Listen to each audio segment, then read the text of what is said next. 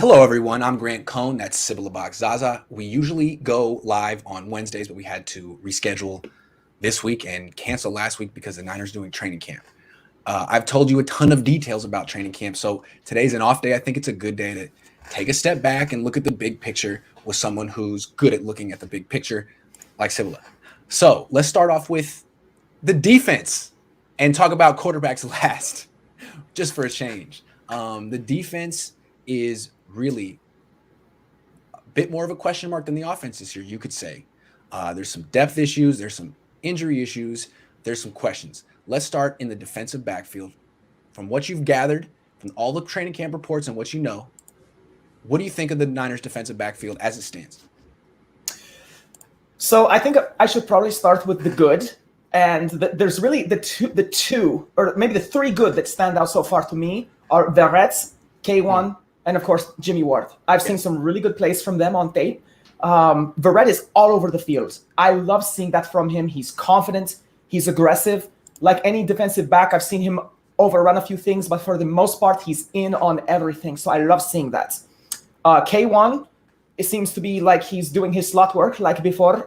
He had a really good breakup versus Kittle, which is exactly what I like to see because besides Kelsey, I think that's the hardest, stiffest competition he's going to face. So really happy with what K1 is doing so far. Third, Jimmy Ward, he's just kind of all over the field. And from what I was reading, a lot of people kind of pick him to be the defensive back in training camp. Do you agree with that so far? Jason Verrett's been wonderful too. The both of them look like they could be Pro Bowlers this year. Good. Yeah, Verrett to me, he stands out the most, at least for my opinion, just because there's so much gusto to what he's doing, just the way he's attacking the ball. When he messes up, it's because of his aggression more than being out of place, or it was a really good pass, which is what a quarterback is supposed to do. That's right. And, you know, when Brandon Ayuk makes a catch, when Deebo Samuel makes a catch, it's usually not against Jason Verrett. It's usually against the other guy whose name is the other guy. Of course. Yeah, exactly. And the thing is, too, like Ayuk, he's been making some great vertical catches, and he's been getting some full arm extension, and he looks really, really good. I'm really happy to see what he's doing so far. Yeah, the thing about him, just go to the wide receivers real quick, like he can make catches when he's covered better than Deebo. And I think that's kind of the one big difference between the two and why Ayuk may end up getting more targets than Deebo. Is just he's kind of always open in a sense. But it's been very fun to watch Jason Verrett go against both of them. I'd have to say that Jason Verrett has gotten the best of both of them. As good as those two wide receivers are, Jason Verrett can really hang with both of them. Yeah, he blankets them really well. So I'm really happy to see that. He's been so aggressive. There was one play in particular where I think it was Deebo Samuel. He came away with the ball with Verrett completely wrapping him up. Yeah. And Verrett was pulling on his back arm a little bit. So I think during game time, that's definitely going to be a flag, but he catches it anyway. But the point is, Verrett is just blanketing people, and I love to see that. Yes. So he's terrific. K'Wan Williams, still good. Actually, the most healthy he's been in this part. He's usually got a calf injury or something in training camp and misses it. He's here. He's playing really well. Jimmy Ward, too. That's three-fifths of the secondary. Now, the problem is they got nothing across from Jason Verrett right now. Nothing. They could have had a Kello Witherspoon. That looked like that would have been an upgrade over what they got there right now. Yeah, so Mosley, he got put on the exempt list, did he not? Yeah, he's got COVID. He's got COVID, exactly. Yeah, and it doesn't, like, actually, I watched a little bit as much as I could. You know, I don't have access to the film the way you do, but I looked at a little bit of Emery Thomas and Lenoir, and a couple of good plays, a lot of things out of position, getting eaten alive by Trey Lance, which is what he's supposed to do. And the reports are that he is slaughtering the second team defense. There's no other way to put it. 20 of 22, right? Yes.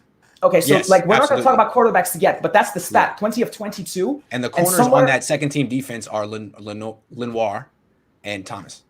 Right, and 20 of 22 is just called having it away with the defense. It's like they're not even there. He has them on skates, without a doubt. But the thing is, too, like these two guys have never really faced a quarterback of this caliber in a scheme like this. There's no scheme like this in college, plain and simple. And certainly not the flexibility of this scheme, Kyle Shanahan's ability to dial up plays. So that's what's happening. I actually think that's good for their camp. This is where it needs to happen. They need to get eviscerated right now before they move on to the regular season, and we see this in a game. So I don't think either one of them is the clear-cut backup Thomas is exactly what I thought he would be, and that is that he can't play the perimeter right now.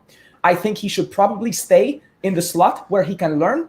And this is kind of ugly because I know there's a lot of criticism of one of my favorite players, Richard Sherman, for being just a zone cover. But I think right now Thomas would do better in zone than he would in man-to-man. What do you think about that? Interesting. Well, it would man-to-man coverage is always a more difficult assignment. I mean, if you're going up against DK Metcalf, you got to chase him around. You can do it or you can't. So I see what you're saying. It would maybe make his job a little easier. Take him away from some matchups he can't hang in. It's possible. Right, and that's what I'm saying is I don't think he can hang in with those matchups right now. So we'll see when regular season comes around. He may have some really good practices upcoming. We'll see. But so far, I don't think Lenoir has been put in a position. No, you're fine. I don't think Lenoir has been put in a position where I can see as much from him as I can from Thomas. So I might seem a little bit more critical of Thomas right now, but it's just because I feel like I've seen more tape on him. I didn't see a lot of Lenoir. I saw him get a pass breakup that was beautiful. I'm sure you know the one I'm talking about. There was the deep pass. Yes. He undercut the route beautifully, just the way he should, and the pass was a little bit underthrown, or the receiver overran it. It's hard to tell. Because it was a little underthrown. I think it was the Kevin White across the field. I think Josh Rosen threw it. Kevin White didn't really go up and try to get it. Josh Rosen kind of hung it up in the air, and Lenoir made a great play. That was the one play he's made in camp. Ambry Thomas has made no plays in camp. Right, and that's the thing is Thomas. What I've seen from him is after the catch is made, he's somewhere around the ball. Yeah, but I've seen some catches from him. He's about 5-10 yards away from the ball. One of them, he was cleaning up someone else's assignment. It was difficult to tell who it was. Because he came in and just put his two hands on the receiver and they went away from that. So, yeah, not overly impressed, but not concerned either with either Thomas or Lenoir. I just think it's early, and I think they're not good enough yet. They're mid-round cornerback picks, and Thomas, who was the third-round pick, didn't even play last year. So, to me, the fact that neither one's really playing with the starters, where they were taken, it seems to me like the plan for them was that they're supposed to be projects. That you develop them this year, and maybe next year, if Jason Verrett's a free agent, then you got someone that you've been developing in your system. But I don't think really they were thinking either one was going to start this year. So, absolutely not. Which means they really need a lot from Emmanuel Moseley this year. He's very important to this team. Yeah, I'm not overly concerned that I don't want any of our guys getting COVID or anyone for that matter, but I'm not overly concerned with Mosley's development right now. So I'm okay with the fact that Thomas and Lenoir are coming in here because you never know when someone's going to break an ankle or have an MCL tear or something like that in the regular season. So I think this will behoove them to get a little bit more game speed, I should say, under their belts. So I think Moseley will come back. I think he's probably going to be the number 2 guy. I really don't see anyone gunning his position. And he's a solid player. If they have him, K1, and Jason Verrett, they have they have a great corner, a good corner, and a serviceable corner. That's a good trio. They just can't afford any of those guys to miss any extended period of time. They can't. Because I don't know who the next guy up would be. It might be Dante Johnson. Yeah, more on special teams. Seriously. Perhaps, but yeah, no, seriously. I know you're being serious. That's why I'm a little bit concerned. Yeah, and it's not Brian Allen, but it's not far off. No, and I did not see anyone else. Like Maiden got eaten up from what I was seeing. He's number 7. Is that 7? Yeah, they've been moving him to corner because it's so dire out there. He had been playing safety, so yeah. Yeah, he didn't look too good over there, but maybe he's feeling like a little bit out of position, perhaps. I would think, yeah, not a cornerback playing corner, yeah. Did you see anything from Hufanga? I was not able to find any tape on him. The only tape I got was him doing a underachieving sideline dance. That was it. Yeah, no, I think what I've seen from him is they're giving him a chance to play safety at first, which I understand. You know, you draft a guy, and instead of moving his position right away, you give him a chance to play his original position. I don't think it's going to work for him, though. I don't think he can play safety in the NFL. I don't think he can play. I don't think he's got enough speed to play in the center of the field at free safety. I don't think he can cover anyone man-to-man. I've seen him get pretty much worked by everyone he's tried to cover. I think he's eventually going to have to move to linebacker the way Demetrius Flanagan-Foles did. They just haven't done it yet. So to me, that's another guy. Don't expect to see him playing defense this year.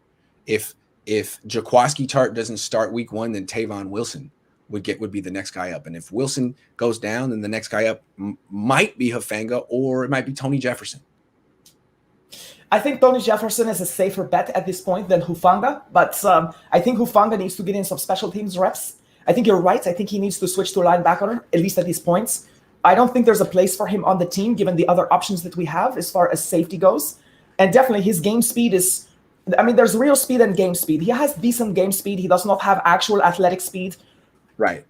It's really hard to judge him at this point. I think what you're saying, well, obviously, the three we have discussed, Thomas Lenoir, Hufanga, they're not going to start this year. I think the ideal drafted corner that's not in the first, maybe second round, they don't play the first year. They're developmental players. You don't want them to play the first year unless you see something that lights out. I think that's rare. I think these are meant to be transitional players for the future scheme. Yes. Last play we should talk about is Tavon Wilson. He's started every camp practice at strong safety because Jaquaski Tart has COVID and turf toe. Jaquaski Tart is better than Tavon Wilson. Jaquaski Tart's a good player. Tavon Wilson is serviceable. But it's good to know that they actually have a serviceable backup. He looks pretty good. He did start 13 games 2 years ago for the Lions in 2019.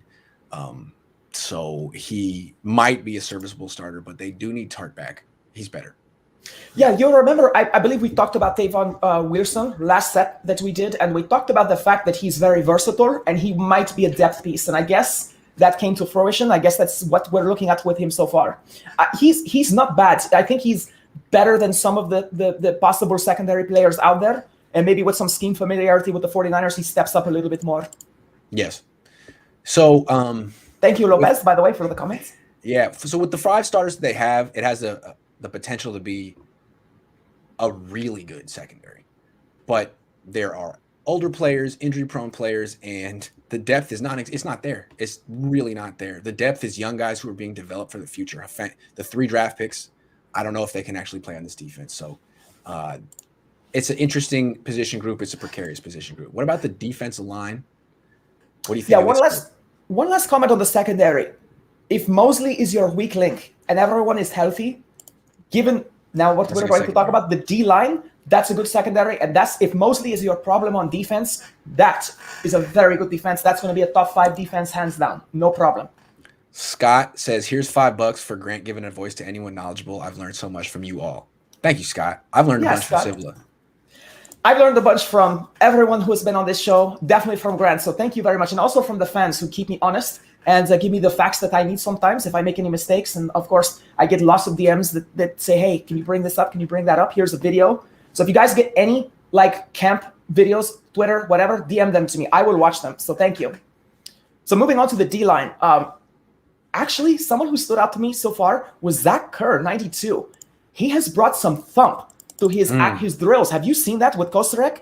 Kosterek likes him because he's hitting the dummies the hardest of any player other than Eric Armstead in camp so far. I love seeing what he's doing. When he does his technique, when he gets off the bar and they hike the bar, and you're supposed to put your hand up to get to stand the offensive lineman up, and then you're supposed to basically hammer fist, boom, to break down the blocking hands. He's hitting it hard. Yeah. Like twice as hard as anyone else. And I thought Street was hitting it hard too. I filmed it 9 minutes of it yesterday. Street's good too. Yeah. I love Kentavious. He is such a strong man too. He's a man-sized man. I love that guy. Yeah. He's huge and he's explosive. Oh, his squats are good too. He doesn't ego lift. He lifts. Yeah. Oh, he's a great player. I've been waiting for Street to get. We talked about him, I think, last time. I have been waiting for him to get healthy forever. It seems. Maybe this is his year. Yeah.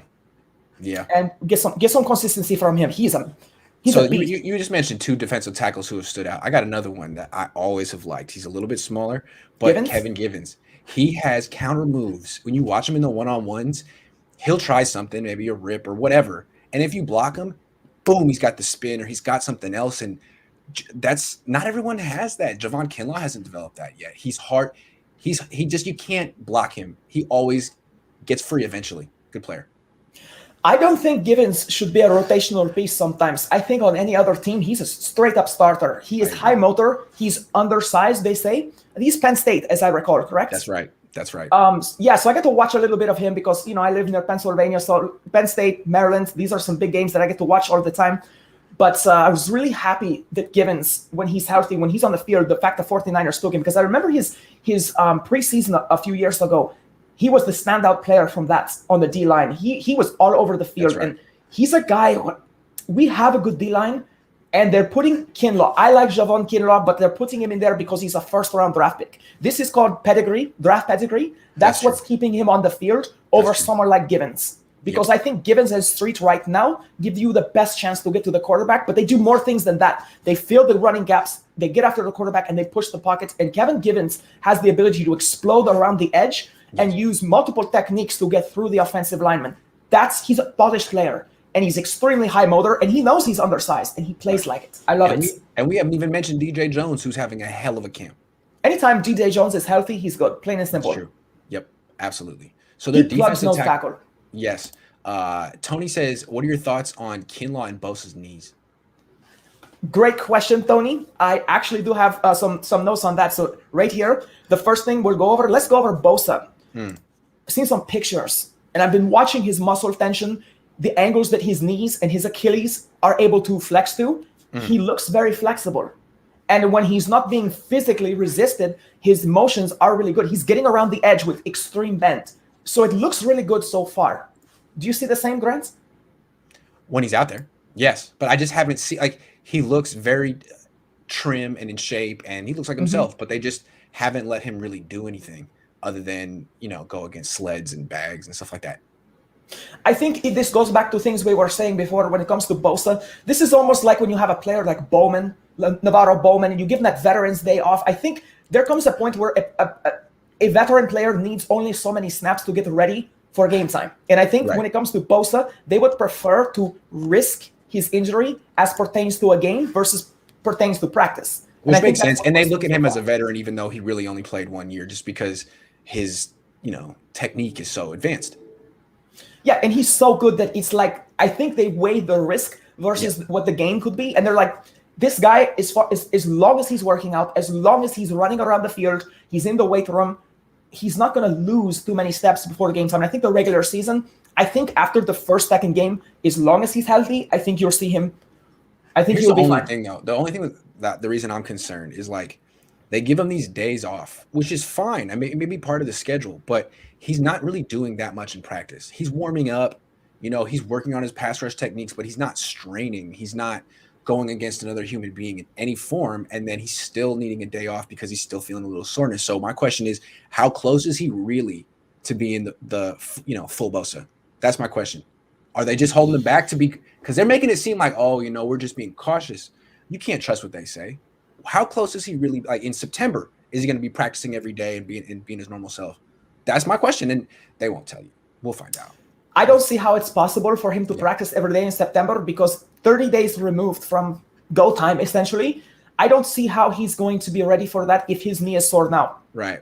So that would actually if he's at the tail end of his soreness, I would have to say that he's probably looking at 2 months, maybe even 3, to be on the safe side before he's full go.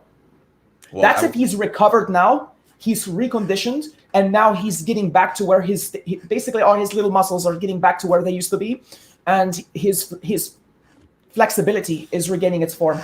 I would have to say maybe 2 months would be liberal, I would say. Wow. So I guess adjust your expectations of when Nick Bosa is going to play, how much he's going to play early in the season, how many sacks he's going to have this year. Maybe it's unrealistic to expect him to be playing 75% of the snaps starting week 1. Maybe they'll have to work him in slower. If it was up to me, I would play him for less than 50. I really would. I would gauge the game. And if this is a game where guys like Givens, if D Ford is looking good, or even if some of the other guys, if Ebukam is looking well, if you're winning the game without Bosa, then just get him the bare minimum of snaps just so he can get some game speed back. Simple as that. Chrissy says, but Grant, you're critical of the injuries. They are managing them. Yeah, I think the Niners are doing the right thing with Nick Bosa. I just am saying I didn't realize that Bosa needed this much maintenance. He needs more maintenance than D Ford. That's surprising to me. And I just quite wonder, when is he going to be fully back? And I think what we're learning is not as soon as you might have thought, or as I might have thought. But it doesn't mean he won't make it because he's done it before. So we'll see. Well, here's the thing. If you put him in game 1 and you strain his knee again or something like that, and then he's out for 6 to 10 weeks, it's bad. Half the season is gone. If he has another serious injury like this one, his career is going to be not the same. I mean, he's had 3 big ones. They have to be careful. He's pretty much at the edge.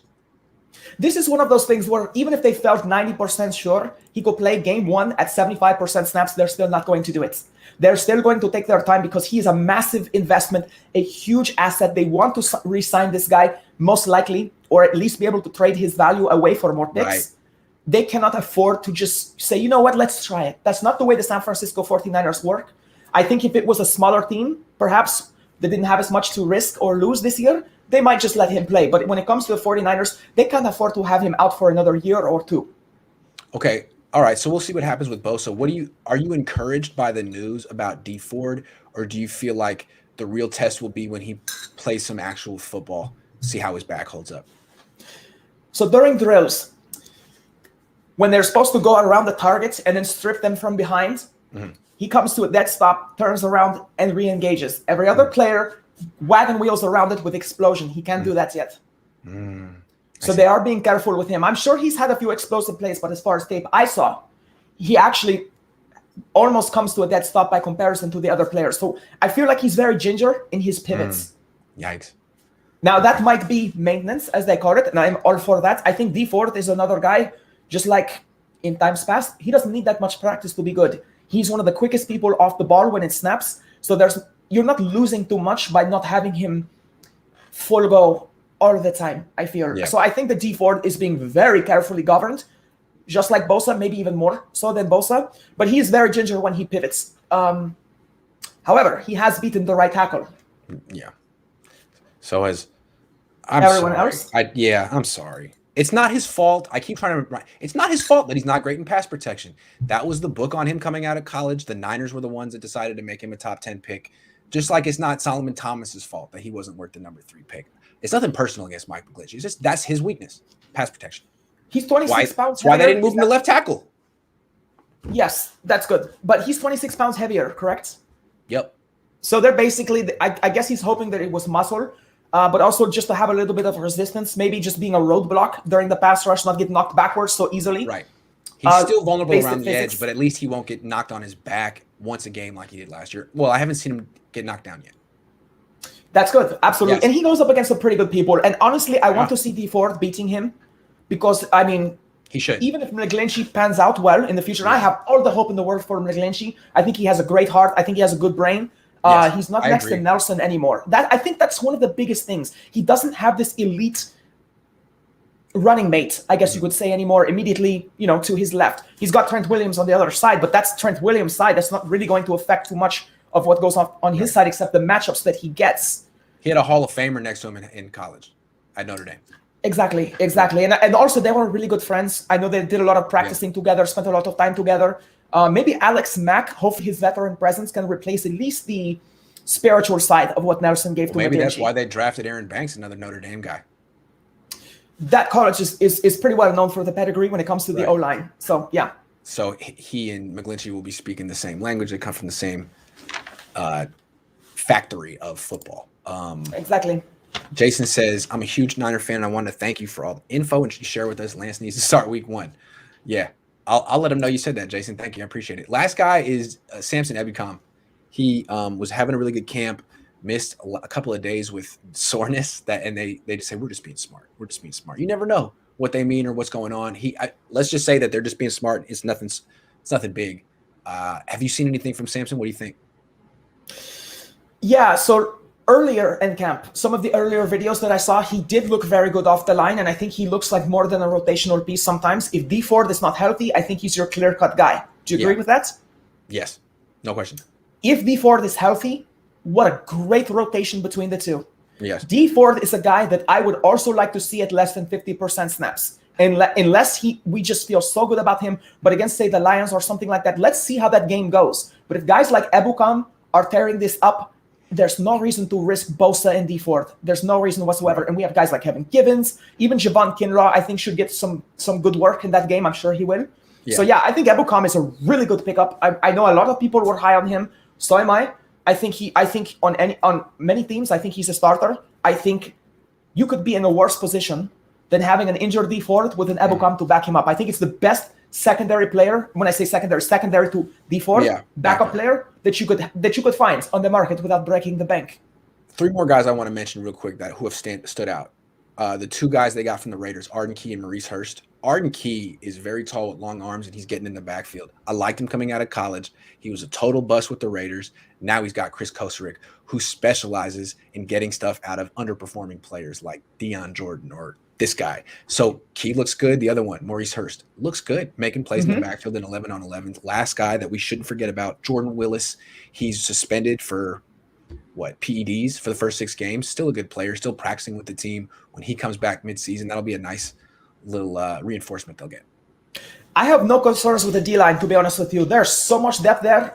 You said with Kosarick. Actually, in Arden Key's, to bring him up, actually, the long arms, the height, the backfield disruption. This is not a guy I need sacks from. It's a guy I need tipped passes from. Things like that. Pushing the pocket, I think he just basically blocking the field of vision. This will be very important against one team in particular, and that's the Arizona Cardinals. Kyler Murray is, like me, short. So because of that, that's where Arden Key, I think, might have some really good games. So I can't wait to see if they rotate him in, how many snaps he gets against Kyler Murray. Because Arden Key has a decent motor, too. I remember he can move a little bit. Yes, I like him. He really looks like he's got a lot of potential. And he's fit. I like he's a very fit guy as well. He's built the way I want to see a football player built. And he's the one edge rusher on the Niners that really has long arms, that Trent Baalke. Like he looks like Alden Smith. He's not Alden Smith, but he's got that build. Nick Bosa doesn't have it. Samson Ebukam, D Ford, they're all different. I'm used to those kind of guys. It's what Trent Baalke always wanted. And it's useful when you get past the offensive lineman, finishing the play, wrapping up the quarterback, something that Nick Bosa doesn't always do. Arden Key. Let's see.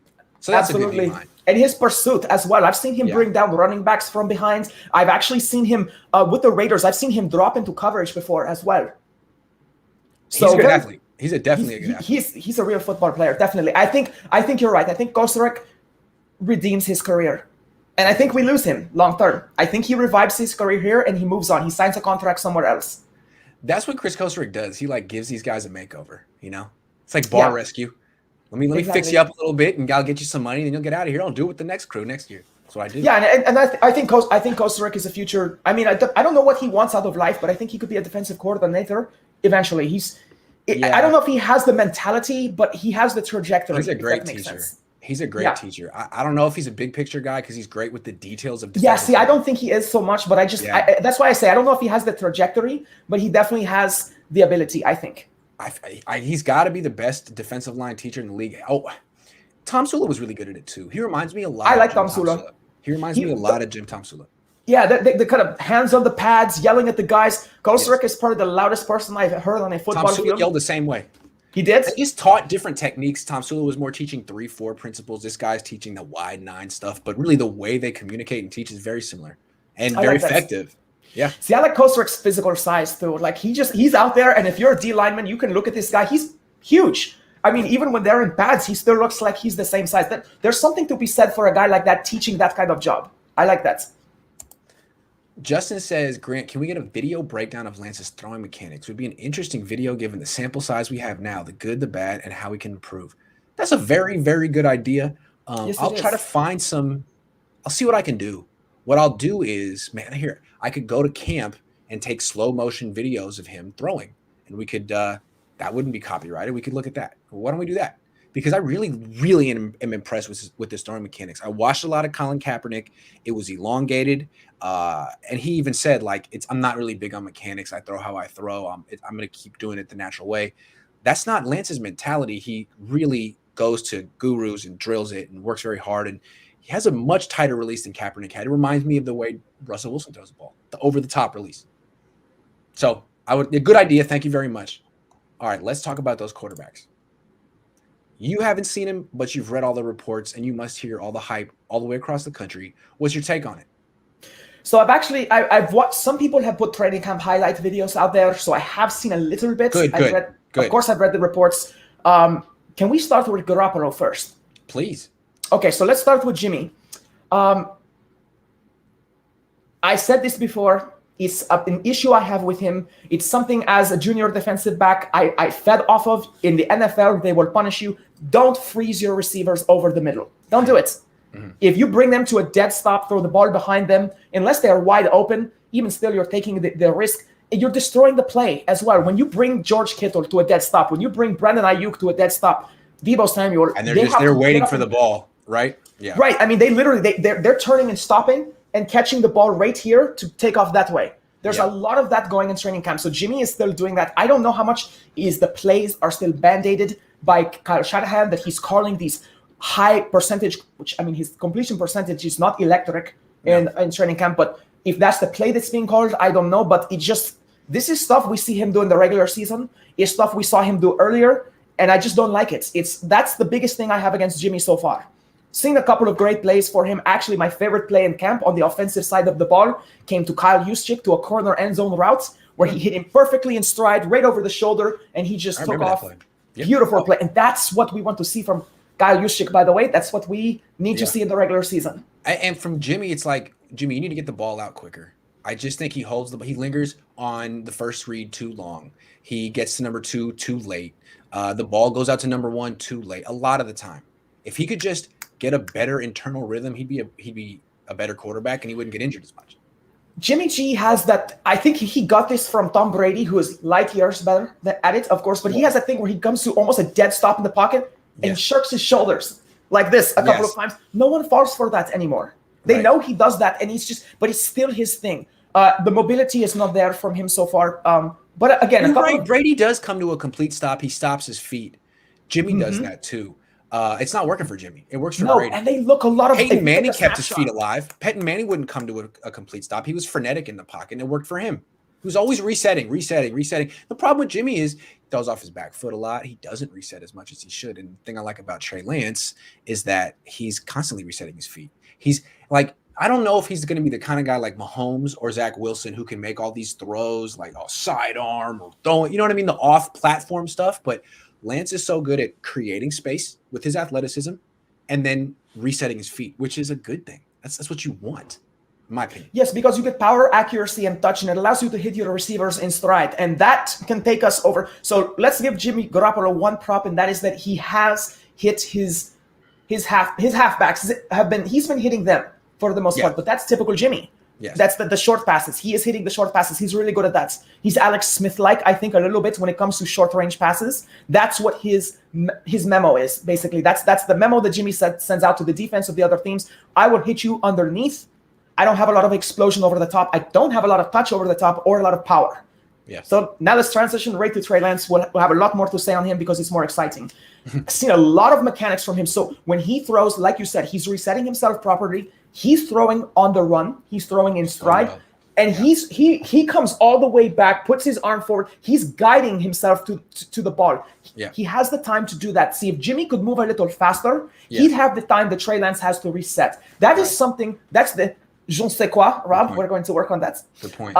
Jimmy runs like he's running in combat boots in sand. He just can't get away from the defense. He doesn't have time to set. You're right. Exactly, and that's what he has. And even if Trey Lance really wasn't as good a passer as Jimmy, he gives himself more time to pass. Right. And there's a lot to be said for that. So that's what I like so far. He was 20 of 22, I think it was. He's averaging like over 10 yards. He's destroyed the second defense. I think it's time to get him more stuff against the first stringers. That's what we need to see, because it's done with the second defense. It's not teaching him anything at this point but the playbook. We need to get him going against Verrett more often. That's the guy I want to see him attack. And if he can attack that guy and get any kind of consistency on a regular schedule, then you're being kind of, I mean, it's a mishap to be loyal to Garoppolo at this point. Yeah. If you have to play Sorry. Go ahead. No, go ahead. You have to play the quarterback who gives you the best chance to win, right? Even Kyle said that. That's his responsibility as the head coach of the team to accurately assess which player gives you the best chance to win. And if it's Trey Lance, you got to start him. You don't just say, well, we're going to stick with the experienced guy just to be safe. Exactly. Who would you say that Trey Lance has had the best chemistry so far? Because I've seen him throw to basically everyone. There's a weird name that keeps coming up that he seems to do well with Sherfield. He does well with everyone. Sybilla, what's interesting about him is he doesn't necessarily lock onto a guy like Kaepernick loved Crabtree, and he was looking for Crabtree. This guy will throw to whoever's open. He gets into his third read. He's not favoring anyone. He's just playing the position. I don't know. It's really good. He'll throw to Dwelly. He'll throw to Kittle. He'll throw to anyone. He doesn't seem like, well, I don't trust you, I'm not going to him. It seems like he's really executing the plays in rhythm and on time the way they should be. Without, I don't know. It's really quite interesting. Well, that's the thing. When you play football as a kid, you're supposed to go for the touchdown, the score. You're supposed to move the chains, move the ball. You're not supposed to favor your best friend on the team. That kind of politics does start at the high school level, I feel. You're going to start to see that when you have varsity teams and things like that. But for the most part, at the younger level, you're supposed to be like, guys open, pass to him. This guy ran his route perfectly, pass to him. Don't just be looking for the Crabtrees. Crabtree was a bit of a diva, to be honest with you. That's true. Off the field. And I think Kaepernick didn't want to offend him. I think Kaepernick wanted his approval because he came in on a team where Alex Smith, a more established veteran quarterback, was throwing to Crabtree. And Crabtree was vocal about his distaste for the way things were going later in life. Didn't get the ball enough. Didn't get enough opportunity. So a good way to take the team from Alex Smith was to get Crabtree on your side. Exactly. And I think Kaepernick was too focused on that. But going back to Lance, he does spread the ball. Maybe that's why 2 seasons ended with Colin Kaepernick throwing the ball to Crabtree. Sorry, that's neither here nor there. Oof. Yes. Oof. Painful. That's painful. Probably my second worst memory as a 49ers fan is that. Yeah. First is Garrison Hurst. But anyway. I really believe that the reason that Harbaugh thing all fell apart is because it ended the same way 2 years in a row. The throw to Crabtree. It was the Super Bowl 3 passes in a row, and then Richard Sherman taking the same pass and tipping it to Malcolm Smith. Yet they felt like they had missed their opportunity and lost the same way and not learned their lesson. It was probably very, very painful, and a lot of people were pointing the finger. I'm just saying. Anyway, let's stay in the present. Yeah, definitely.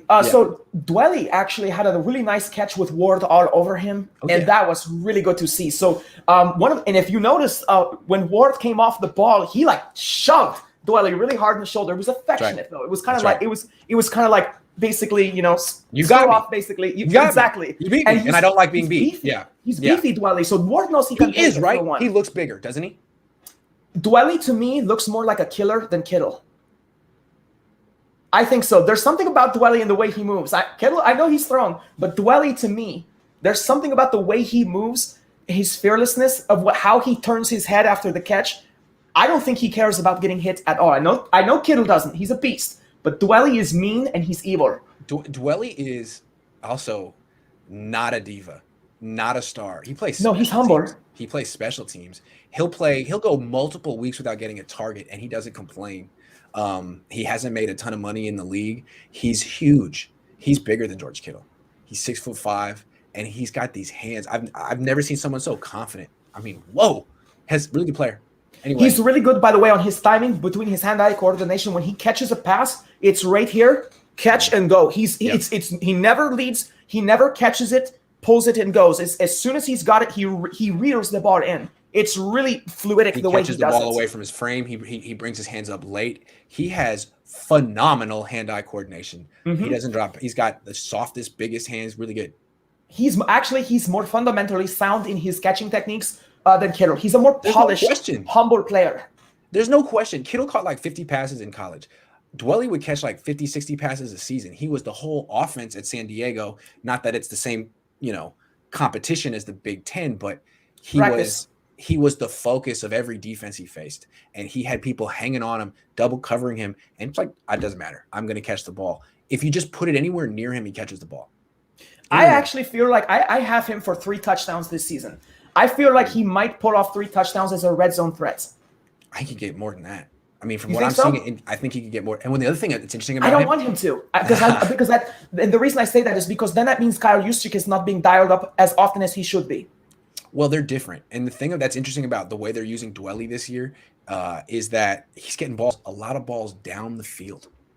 As he should. He's got the hands and the height. Yeah, so you can use him in way different ways than Juszczyk. Juszczyk, he's more like Kittle. Get him the ball and let him run. Run. You have to get them rolling. Dwelly is a more catch and fall kind of player. Basically, I would say so. He moves chains if necessary. He could be a red zone threat. Hell yeah. Maybe Juszczyk, the Juszczyk Dwelly Kittle combination, as far as you go to Juszczyk first, you move the ball about 20 yards, you go to Kittle, move the ball about another 20 yards, and then you have yourself a red zone opportunity. That's where Dwelly should at least be in the back of the defense's mind. And even if he's not getting the ball, They need to dial him up enough times that he's in the defense's mind so that your wide receivers have a little bit more opportunity on fades and things like that. Yeah, I absolutely agree. I don't know how we got to talking about Dwelly, but it's always a Because lot of fun. Because he's good. Bryson says Eric Armstead had only 3.5 sacks last season. How's he look? I watched him. What'd you think? He looked strong. He looked, like I said earlier, besides Kerr, he hits the practice targets the hardest of any player in camp. He seems pretty fired up. He seems humble. I watched the way he interacts with Costa Rica. I like the way he plays. As far as that goes, there's not a whole lot that I can see as far as him getting after the ball. He looks like Eric Armstead last year to me. Looks like the same player. I think Armstead's always in great shape. I think he's a hell of an athlete. I think he needs to rush from the interior, and he didn't get to do that much last year. And I'm sure he would say that privately, like, look, most of my sacks have come when I'm playing defensive tackle. I didn't get to do that last year. That's why they signed me to do that. So fair enough. We'll see. We'll see. I'm a little, I don't know. I just can't get over the fact that the only year he had a good year was the contract year. I'm always skeptical of supremely talented first-round picks who have perpetually underperformed for one reason or another, except for that 1 year they needed to come through. Because I know Armstead can turn it on. We saw him do it. He's a hell of an athlete. But, are you gonna? Are you gonna? Because now he's super rich, and he doesn't have to like he had to that one time. So I hope that's not the case. Yeah, I feel like Armstead will still bring the thump to the games. I think he has a heart for the 49ers. I do believe in his mentality. I think he's a great guy. I think he would try. If they play him in position, he's really good. They have great backup rotational players for him. I feel like the depth, especially the depth beside him, is really good as well. I think he's in a good position. But as long as Bosa, Cohn and Ford, two of them are healthy, he should be where he needs to be, and he should be much better. Yes. I'm very interested to see what the rotational percentage of snaps will be to keep the D-line fresh. I'm a big believer in keeping the best players the freshest as possible. Basically, I don't necessarily need Armstead to always be out there. True. I want to see him rotate a little bit to get, if it's a long series, for instance, he shouldn't be a 3-down player the whole series. I think there's enough players that can come in and help him out, but I think that he's still the best player we have on this team at his position, if he's in position. Right. What the Niners need is they need to get Bosa, Armstead, Ford to the fourth quarter fresh, because they lost the Super Bowl because your entire defensive line was gassed by the fourth quarter, and that defense went from being one of the best defenses of all time to being like shredded in 15 minutes. They gave up 3 touchdowns in about 7 minutes in the fourth quarter because their D-line was gassed. So yeah. And not just the D-line, but I think the secondary gets affected by that as well, just having to run around. When you have a guy like Richard Sherman, for instance, who gets so far out of position on that play, it's because if Richard Sherman loses a step, he'll get toasted. It's as simple as that. So when your secondary is having to make up for the D-line being tired, they get to run around as well. And it's just, when there's all the time in the world to throw, eventually a wide receiver will come free. Doesn't matter who's back there. If they get to run around like kids back there, they're going to come free. And so I think keeping the D-line fresh, even if they're not getting to the quarterback, if they're pushing the pocket, this will still help out the secondary. And they didn't do that in the Super Bowl. And that's a little bit on the coaching. Also, the 49ers they're philosophically committed to building through their defensive line. Most of their assets. Okay, fair. Most of their assets are on that defensive line. So if the D-line is thin, gets tired, the back end is depending on the defensive line because it's not as heavily invested. It's the talent isn't quite as good over there. A guy like Emmanuel Mosley is serviceable, but with a great pass rush, he's good. So when the pass rush breaks down, then Emmanuel Mosley gives up the catch on 3rd and 15 in the Super Bowl, and that's what happens. But so yeah, they really are built for this defensive line to be dominant. And I think the depth is underrated. They have it right now. Let's just see if Bosa and the edge rushers stay healthy because the defensive tackles are good. Yeah, as a secondary player, as a free safety, I can play with confidence when I know my D-line is going to put that pressure out there. Definitely. Vance says, say the Niners are trading Jimmy. When is it likely to happen, and is it dictated by finance? I.e., are we tied in if we don't trade him by a certain date? Well, his contract becomes guaranteed if he's on the roster week 1. So I do think there's some urgency to get it done before week 1, if possible, during the preseason, if possible. I would think. Yeah, it's a big decision. There are a lot of people around the league, whether they are overreacting or not, that absolutely believe that Trey Lance is the right guy. Some of those names are Matt Mayoko, Yeah. Ryan Clark, Stephen A. They're pretty much all loudly kind of calling for him. So I don't know if I'm ready to just say trade Jimmy, but I think we should. The reason I say I'm not ready to say that is me personally. Yes, I would want to trade him, but I'm talking about this from Lynch and Shanahan's perspective. I don't think they're ready to do this yet, and that's why I think it's important to get Lance center stage against the first string defense, so that he can prove I've got this. Well, let me tell you how this is going to play out, in my opinion. The first week of training camp, it's installs. So it's first team offense against first team defense. The second week of camp isn't. It is preparing. It's your first week of real practice where you're preparing for an opponent and you have a preseason game coming up. So what you do is scout team work. First team offense against second team defense, second team offense against first team defense. So without giving him first team reps and making it a competition, he'll be going against the first team defense while playing with the backups. That's going to happen starting tomorrow, I would think. So we're going to see him against the starters. That'll be another hurdle for him to clear. And then if he plays well in the preseason, I feel like you got to take a leap of faith at that point and start him and move Jimmy Garoppolo, because keeping him, I think, could really divide the team. You'll have a Jimmy section, a Trey section. You don't want that. Yeah, I actually had we talked a little bit about that before. Before we get to that section, though, one of the things I love about first, second going against first is it gives, and for those of you who don't know, it gives your second string players a chance to shine, make big plays against the first string players, whether it's defense or offense. So as coaches, scouts, you get a chance to see what people are made of. And this is where someone like Amory Thomas or Diamador Lenoir need to, or even Hufanga, whatever.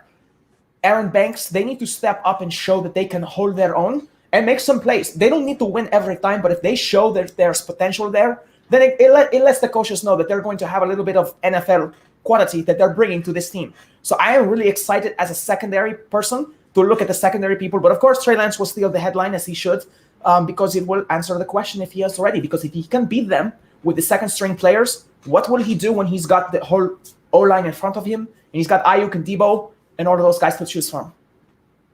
Yeah, it's true. Do you think he will do well? Yeah, I think he's going to do really well. From what I've seen, he's been good every day. And if the Niners, they feel like they need a better backup, they get rid of Jimmy, they need a better backup, well, Colin's available. Hit up Kaepernick. Kaepernick, Rosen. I don't know how well Rosen hasn't stood out yet. No. Yeah. I'm disappointed in Rosen. I mean, I understand. I'm trying to get inside his mind. He looks dejected. He looks depressed. I can only imagine, he might have felt when he got here, hey, maybe there's a path for me to play on this team. Jimmy's vulnerable, and I'm just as good as Nick Mullins or CJ Beathard. I could maybe play here. Now he sees Trey Lance. He's like, man, I'm never going to play here. I'm not as good as Trey Lance. Best case scenario, I'll be a long-term backup here. I don't want to be a backup. Nate Sudfeld wants to be a backup. Josh Rosen still thinks he should be given an opportunity to compete somewhere. And I feel like he's just not putting his best foot forward right now, whereas Sudfeld is making the most of his 4 reps a day. I mean, I should see more urgency from a dude getting 3 reps, Josh. And he's like, 2 of them are like, let me just throw this one in the dirt. Let me miss this one by 5 yards. Like, come on, man. But at the same time, I do understand, they're not committed to him. He must feel like, man, this, once again, I'm in a place where they don't want me. And I get it. I all of a sudden, I'm not expecting much for Josh Rosen. See, I don't understand his mindset. If that is what he's thinking, first off, they do want him. That's why he's here.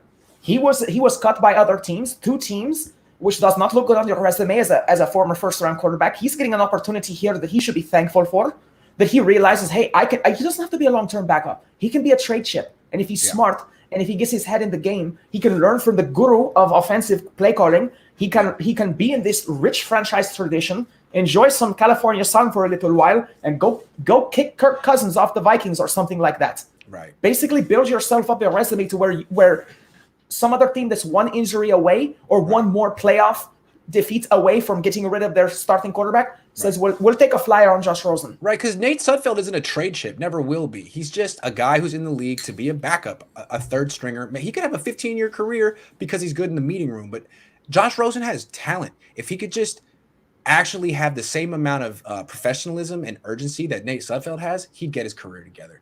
I don't want to come down too hard on Josh Rosen because he's really young, and I don't know if I would respond any differently. But I do feel like I had a lot of perseverance in my life, and I'd hate to think that he would just quit because he hasn't been because he didn't get a good hand in the NFL. It's been a rough hand, but you still got to keep fighting, bud. The thing is, though, hey, this is a fun game to play. Enjoy it. Enjoy it. Good Absolutely. So Jalen Hurd breakout year, yay or nay? Do you want to talk about Hurd? I mean, they're slowly working him back in. He hasn't gotten a pass yet. Doesn't mean he won't get one tomorrow. We'll see. Yeah, Hurd was called the potential X factor by Kyle Shanahan himself, which was interesting. This is the same coach who, what was it? One of his last pressers, he didn't exactly rule out that Lance couldn't be the starter, which was an interesting development, I guess you could say. I think that's declaring there's a quarterback competition. Do you? I think so. Yeah. I mean, he doesn't want to come out and say it, but he doesn't really want to lie either. He can't. Absolutely. Yeah. Anyway, we got another question. It's from Jaeger805 says, Trey might not be able to throw with crazy arm angles, but he can work on that back shoulder throw since he has a great deep ball. Also, have you seen Trey call any audibles? I don't think I have. I've seen Nate Sudfeld call audibles. I noticed it the other day. He was on the line of scrimmage. He did one of these, which means go to the second play, and had a 15-yard completion over the mid. I'm like, he knows what he's doing. He may not be a great athlete, but he clearly is studying and knowing what to do. So I think Lance it was interesting, though. Mike McDaniel came out yesterday and was like, man, that's the offensive coordinator. Lance is so advanced. He's so smart. He's actually like able to correct other players on the field and tell them where to go and what to do. And someone asked George Kittle, they're like, Mike McDaniel, no, he said, do you hear Trey Lance correcting players on the field and telling them what to do? And Kittle said, who said that? Did I say that? Who said that? Kittle is of everyone on the team, he's the one player least ready to praise the rookie. Maybe it's just because he doesn't praise rookies. I don't know. I don't think he can, to be honest with you, because until Jimmy Garoppolo is gone, that's his guy. And he cannot have, it's not like Garoppolo will be like, oh, I'll never pass to you again during it. That's not what's going to happen. But right now, Kittle, he's known some of his best years with Jimmy Garoppolo throwing to him, and it is his guy. And you know what? There's nothing wrong with him being loyal to the guy who is named his captain. That's funny. You're supposed to be. And that's true. I remember Vernon Davis was the most loyal Alex Smith supporter. He used to always say, that's my quarterback. That's my, whether he believed it or not. I mean, Crabtree didn't. It was Vernon. Until Kaepernick's first start. Kaepernick eviscerated the Bears. He threw at least one touchdown pass to Vernon Davis. And after the game, Vernon Davis at the post-game press conference literally compared Colin Kaepernick to Tom Brady. He was so happy. So, yeah, there's loyalty, but it goes away so fast. It's just going to take one real game from Trey Lance. And then George Kittle won't want to fight the guy who's going to make his career easier. Right, better. And here's the thing, too.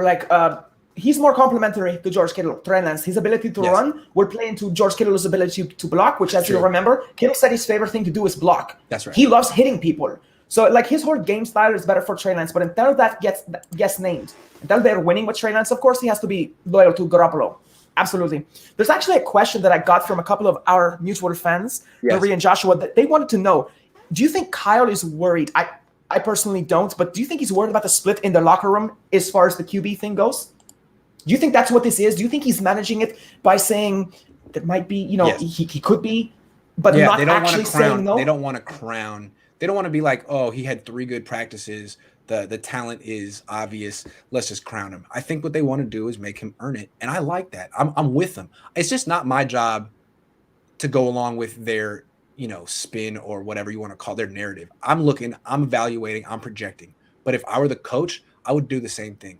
I wouldn't call it a quarterback competition. I would make him earn it. And then when the media is gone, then I would give the guy the first team reps and I would work hard on trading Jimmy Garoppolo. But you really have to try to keep propping up Jimmy Garoppolo. As soon as you make him a backup, you take his trade value from the 3rd round pick to a 6th round pick or something like that. Yeah. Absolutely. This is an interesting question from Michael Mock, that sidearm throw question. do like that question, actually. I haven't seen it, but I don't think there's anything to read into that because right now, the one knock at the beginning of training camp for Trey Lance in OTAs and stuff like that was his mechanics. So he may be hyper focusing on his mechanics now. No, I've seen it. They practice. You've seen it because I haven't. The little snap screen throw, they practice in camp, and he could do it. I mean, I don't know if it's going to be. Jimmy will do it. Over the top with that. No, but I'm just saying in terms of like the little screen down the line to Deebo Samuel, they practice that. They want the quarterbacks throwing that with sidearm. He can do it. I've seen him practice it. If that's what they want him to do, he'll do it. He's a very good athlete, can throw on the run. He's not like this stiff robot who can only throw one way. No, he's not stiff at all. He's very fluid. No. Absolutely. Yeah. And he's really good at responding to what he sees in the defense. Absolutely. He reminds me a lot as a passer of a young Dak Prescott. I saw Dak Prescott as a rookie, and I was so surprised by his poise and confidence. Like, the game really seemed to move slowly for Dak Prescott, and he saw the people who were open. Not a lot of rookies are like that. Trey Lance is like that right now. And everyone's like, well, man, the speed of the game is going to be tough for him. Yeah, but he's the best athlete on the field, so he should be able to handle the speed of the game. He slows the game down with his own speed. So, no, I don't think so. I disagree with that. Way to put it. Yeah, that's what I'm seeing. Camelot's Red and Gold says Zettle retiring. Just saw a post on Twitter. Yeah, that's interesting. Here's what he says. He has a little he wrote a letter. I'm going to read it. I believe passion and energy is an essential part of being a leader and elite athlete. I've always said that when you lose components, it is time to find something different that motivates and inspires you. Today, I share bittersweet news that after much deliberation and reflection, I've decided to walk away from the sport that has given me so much over the years.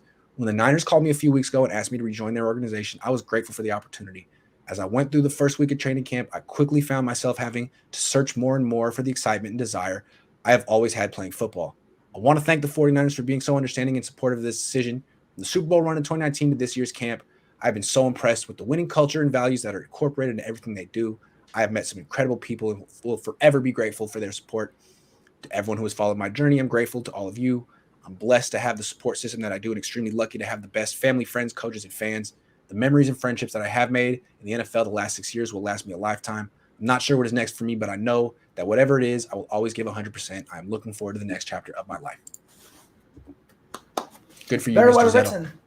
All I want to say, he didn't have much of a playing career. He was kind of a fringe player. But 2 days or 3 days before he retired, he went one-on-one against Trent Williams and beat him with the spin move. Trent Williams didn't lay a finger on him. The entire defensive line lost their mind like they just saw a 720 windmill dunk. Trent Williams left the drill to walk over and personally congratulate Mr. Zettle for a great play. Good for you. Way to go out on top, man. Congrats.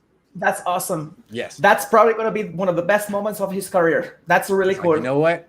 It's time to go out on a good Well, maybe that went into his decision. Yeah. I got Trent Williams once. I'm going to leave on a high note. That's show business for you.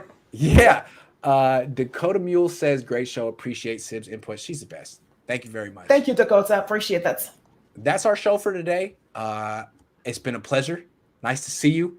Good to see you too. We'll be back doing this show regularly when training camp is over. It's just a little bit crazy right now, but we're about 6 days away. So we have a lot of things to look. There's a lot of time to spend looking at tape. So we'll get ready and get back to it when things slow down. But I look forward to the regular season. This is going to be great. Gavin, I'm giving myself the day off, but I will be back tomorrow with Twitch after practice and the day after that and the day after that. So hang tight. I'm going to give myself the day off for mental health, for my mental health. Mental health, I'm calling it a mental health day. That's smart. Maintenance. Yeah. We work out. We should take care of our brain too. When I was in middle school, I had a really good friend named Peter who lived across the street from the middle school. And every once in a while, he would take a day off and he'd call it a mental health day. And I was like, man, that's brilliant. That is so good. I like that. So I worked for a defense contractor. And one of the space managers, she said that it was called mental hygiene. I brush my teeth, I wash my face, and then I'm supposed to go in and lead my division. I owe it to them to have good breath, a nice blazer, and a clean mind, a healthy mind. Definitely. You take that mental health day. It's a good idea. That's what I'm doing tomorrow too. Mental health days for me involve working out, doing nothing at all other than that, and eating. That's my big thing. Vernon says I'm high maintenance. Yeah, it's because I said Nick Bosa's high maintenance. I'll take it. I am high maintenance. Today, I'm going to go to a spot. No, I wish. I'm just gonna go lay down on the couch. Thank you very much, everyone. I'll be back at some point. I don't stray too far. See you around.